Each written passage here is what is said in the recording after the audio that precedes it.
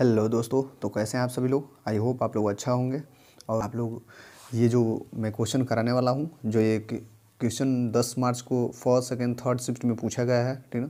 अंक एक दो इधर उधर हो सकता है, लेकिन क्वेश्चन यही पूछे गए हैं, ठीक ना। क्योंकि मैं खुद एग्ज़ाम दे करके आया हूँ और मैं उसके बेस पे बता रहा हूँ और मैं एनालिसिस अच्छे से किया हूँ, क्योंकि मैं खुद एग्ज़ाम दे करके आया हूँ, ठीक ना।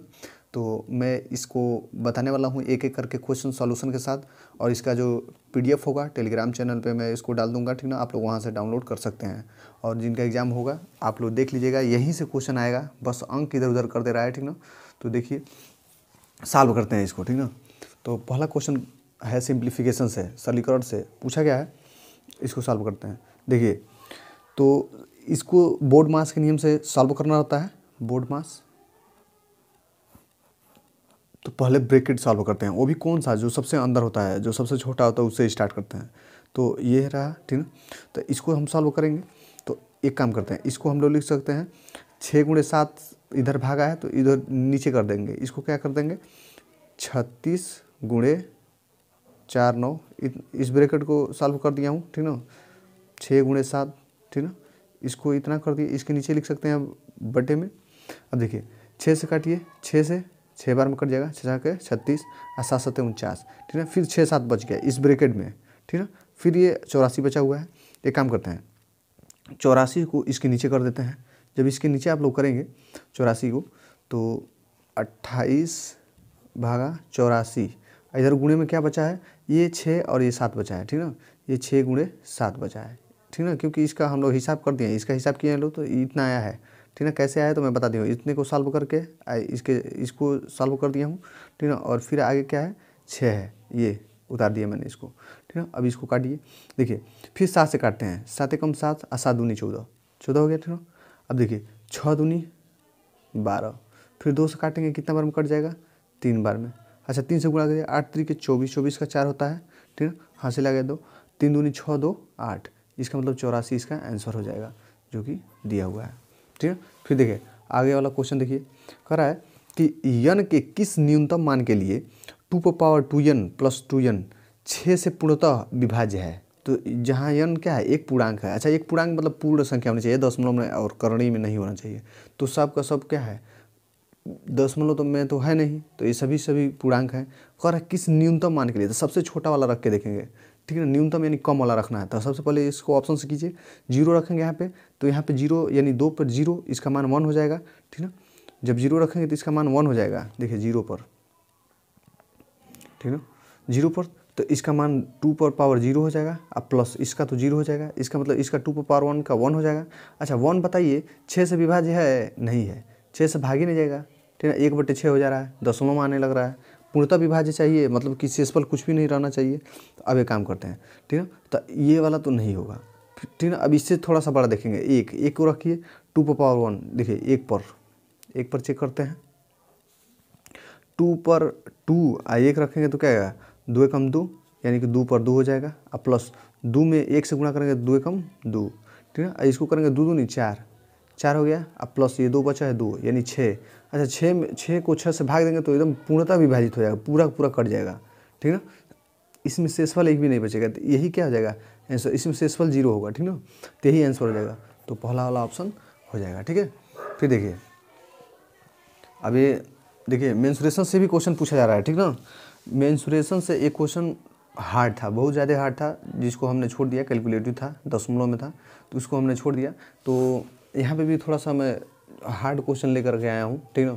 देखिए एक अर्धगोले कटोरे की त्रिज्या 9 सेंटीमीटर है, ठीक है। कटोरे की क्षमता क्या है, कटोरे की क्षमता मतलब होता है ना आयतन। एक बात हमेशा याद रखिएगा, क्षमता मतलब क्या होता है, आयतन। तो आयतन आप लोगों को निकालना है, ठीक है। अब देखिए अर्धगोला है ना, तो अर्धगोले का आयतन क्या होता है, अर्धगोले का जो आयतन है v वॉल्यूम जो होता है ना, वो 2/3 πr³ होता है, ठीक है। इतना होता है। अब देखिए 2/3 पाई का मान 22/7 रख दे रहे हैं, अगुणे आर का मान 9 है ना, तो 9 को हम लोग लिख सकते हैं।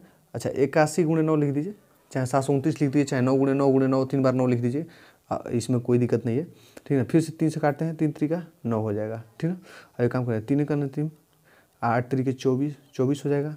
और कोई कटने वाला है, और कोई तो कटने वाला नहीं है।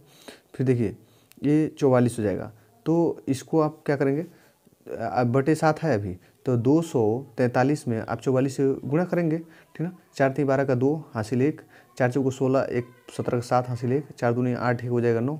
फिर यही रिपीट होगा 2 7 9, फिर 2 7 2 9 हो गया, 16 हो गया ये, फिर ये इधर 10 हो गया, ठीक है।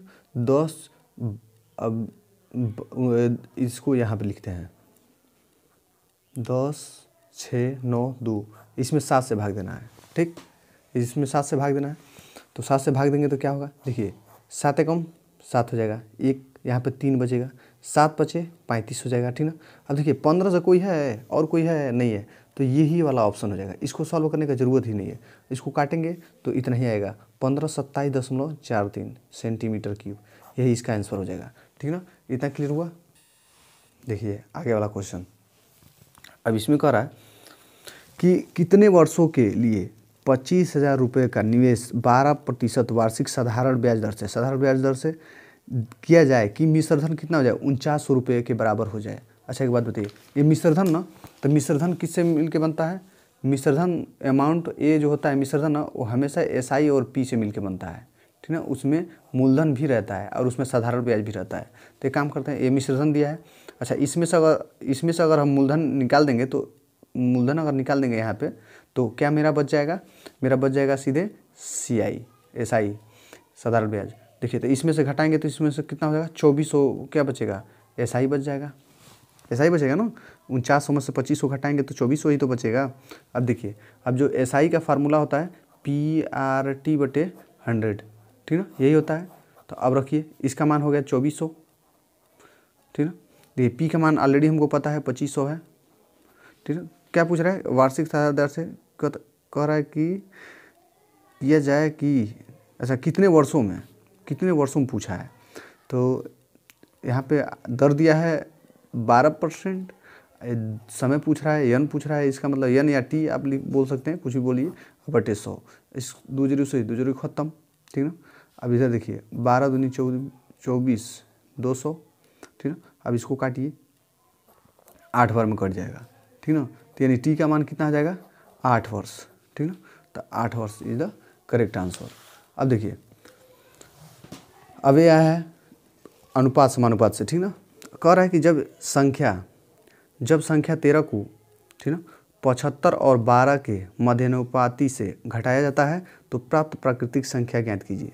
अच्छा एक बात बताइए, 13 को किससे घटाया जाएगा, 75 और 12 के मध्यानुपाती से, यानी कि मध्यानुपाती हमेशा करड़ी में निकाला जाता है, दोनों संख्याओं का मल्टीप्लिकेशन, ठीक है। अब देखिए इधर लिख देते हैं 12, इधर हो गया 75। अच्छा एक काम करते हैं, इसको एक और चीज़ लिख सकते हैं, 12 को लिख सकते हैं 4 3 12, और 75 को लिख सकते हैं 25 3 75, ठीक है, इतना लिख सकते हैं। अब देखिए, अब इसमें से 4 2 निकल जाएगा, ठीक है, 4 का रूट 2 होता है, इन 2 3 में से 1 3 निकल जाएगा, 5 का स्क्वायर है, यानी इसका 25 का रूट 5 हो जाएगा।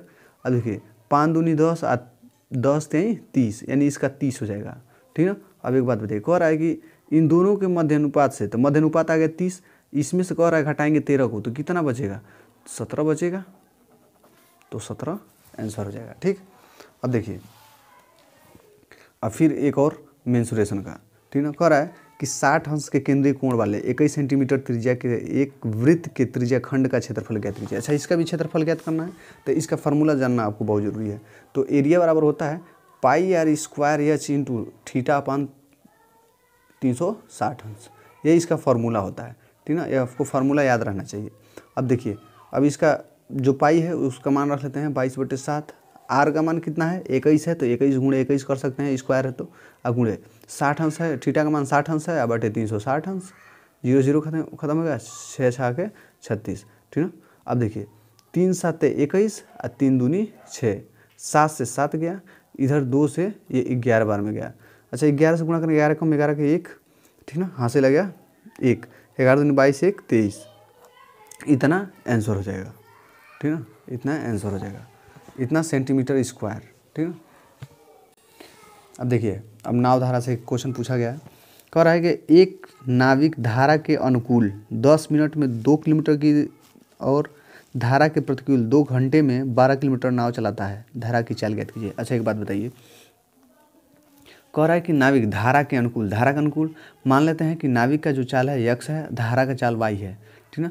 तो धारा के अनुकूल, धारा की दिशा में जाना है ना, तो दोनों का चाल जुड़ेगा, ठीक ना। तो दोनों का चाल जुड़ेगा। अब मान लेते हैं कितना जाना है, 2 किलोमीटर जाना है, कितने मिनट में, कितने समय में, 10 मिनट में। अच्छा ये किलोमीटर में है तो इसको घंटा में रहना पड़ेगा, ये हमेशा याद रखिएगा। ये मीटर में रहेगा तो ये सेकंड में रहेगा, ये किलोमीटर में रहेगा तो ये घंटा में रहेगा। और यही बस दो जो मात्रक है इसमें सवाल लगाना रहता है। अब देखिए, अब इसमें 60 से भाग देंगे तो 60 ऊपर चला जाएगा, ठीक है। तो 0 से 0 खत्म हो गया, तो 6 दूनी 12 किलोमीटर प्रति घंटा, ठीक है। अब क्या कर रहा है कि धारा के प्रतिकूल मतलब x माइनस वाई, ठीक ना। धारा के प्रतिकूल x किसका है, नाविक का चाल है, y किसका है, धारा का चाल होता है, ठीक ना। अब देखिए 2 घंटे में 12 किलोमीटर नाव चलाता है। अच्छा 12 किलोमीटर चलाना है, अब बटे 2 घंटे में। अच्छा एक बात बताइए, यहाँ पे हम ऑलरेडी घंटा है, किलोमीटर है घंटा है, तो यहाँ पे चेंज नहीं करना पड़ेगा आपको।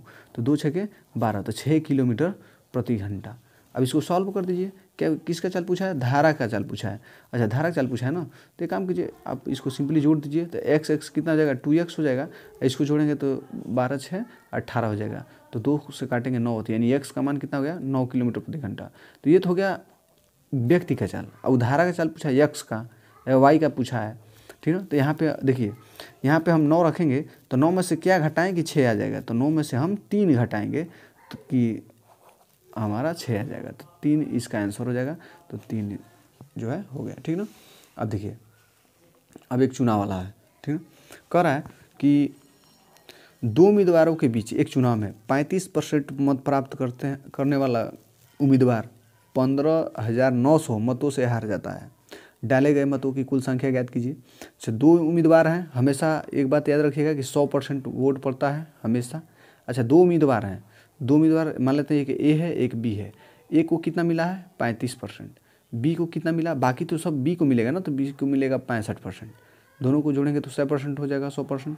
अब क्या कर रहा है कि ये जो है ना, ये कितने मतों से हारा है। अच्छा हम लोग देखें तो कितने % से हारा है, तो 5 में से 5 जाए 0, 6 में से 3 जाए 30% से हारा है, ठीक ना। हम लोग के अनुसार 30% हारा है, और किताब के अनुसार कितना हारा है 15,900 से। तो ये दोनों आपस में बराबर होगा, ठीक। कह रहा है कि इसका क्या कर रहा है, पूछ रहा है डाले गए मतों की संख्या, यानी कुल पूछ रहा है। तो 1% का मान कितना हो जाएगा 15,900 अब बटे 30 आ जाएगा, ठीक ना। यहाँ पे लिखता हूँ, तो 1% का मान कितना हो जाएगा, यहाँ से काट दे रहा हूँ, यहाँ पे 1% का मान हो जाएगा 15,900 बटे 30 हो जाएगा, ठीक ना।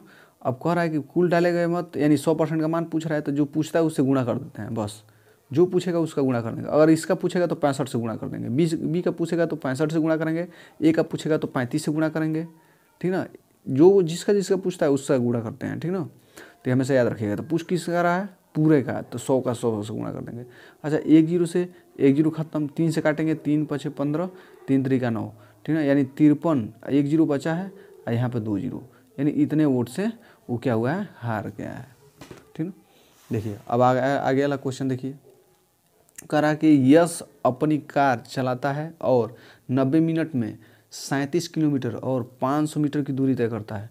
तो बताइए कि औसत चाल किलोमीटर प्रति घंटा में क्या है, ठीक है। इसको सिंपल में सॉल्व करना है आप लोगों को। अच्छा एक बात ध्यान दीजिएगा, ये किलोमीटर में है, ये मीटर में है, ठीक है। इसको ये काम करते हैं किलोमीटर में करते हैं। अच्छा 500 मीटर को हम लोग लिख सकते हैं आधा किलोमीटर, ठीक है। और देखिए, अच्छा औसत चाल बराबर क्या होता है, वी एवरेज बराबर क्या होता है, एवरेज होता है कुल दूरी बटे कुल समय, कुल दूरी बटे कुल समय,